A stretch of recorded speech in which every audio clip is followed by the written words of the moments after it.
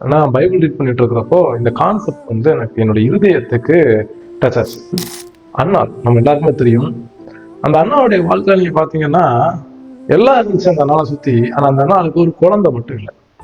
ரொம்ப நாள் ஆண்டவர்கிட்ட கேட்கிறா, ஆண்டவரே எனக்கு ஒரு குழந்தை கொடுங்க, எனக்கு ஒரு குழந்தை வேணும் அப்படின்னு சொல்லி ரொம்ப நாளா கேட்கிறான். அப்போ ஒரு நாள் ஏலி இருக்கிற ஆலயத்துக்கு முன்னாடி வந்து அந்த அண்ணா கேட்கிறா, ஆண்டவரே எனக்கு ஒரு குழந்தைய கொடுங்க, அந்த குழந்தைய நான் உங்களுக்காக இந்த ஆலயத்துல விடுறேன் அப்படின்னு சொல்லி கேட்கிறான்.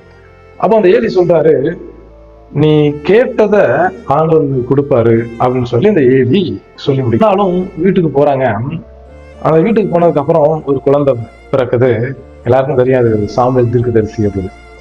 ஆனா பாருங்க, அண்ணாள் எதற்காக குழந்தை கேட்டா அப்படின்னா, யாரும் என்னை தப்பா பாத்துடக்கூடாது, என்னை யாரும் குறை சொல்லிடக்கூடாது, என் வாழ்க்கையில இந்த காரியம் நடக்கலன்னு என்னை குத்தி காட்டக்கூடாது அப்படிங்கிறதுக்காக அண்ணாள் ஒரு குழந்தை கேட்டா. ஆனா அவருடைய ஆசீர்வாதத்தை பாருங்க, கடைசி முடிவுல அண்ணாளுக்கு 6 குழந்தைகள் கொடுக்கப்பட்டது.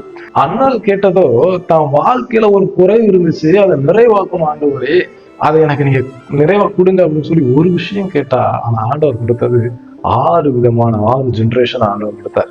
இன்னைக்கு நம்மளுடைய வாழ்க்கையில நம்ம கேட்கிறோம், ஆண்டவரே எனக்கு இதை கொடுங்க அதை கொடுங்க. ஆனா காத்திருந்து அதை ஆண்டவர் தரும்போது நம்ம வாங்கணும் அப்படின்னா அந்த காரியம் 1 மடங்கு இல்ல 2 மடங்கு இல்ல, ஈசாக்கை ஆசீர்வதித்தது போல 100 மடங்கான ஆசீர்வாதத்திற்குரிய காரியமா நம்முடைய வாழ்க்கையில வரும். உபாகமத்தின் புஸ்தகம் 18ஆம் அதிகாரம் அதனுடைய 16ஆம் வசனத்துடைய பின்பாகம் கீழ்ப்பகுதி, நீ வேண்டிக் கொண்டபடி எல்லாம் அவர் செய்வார் என்பது. இன்னைக்கும் நீங்களும் நானும் கர்த்தர்ட்ட அநேக காரியங்களை கேட்போம். கர்த்தர் தாமே நிச்சயமா அந்த காரியம் நமக்கு தந்து ஆசீர்வதிப்பார். God bless you. ஆமென்.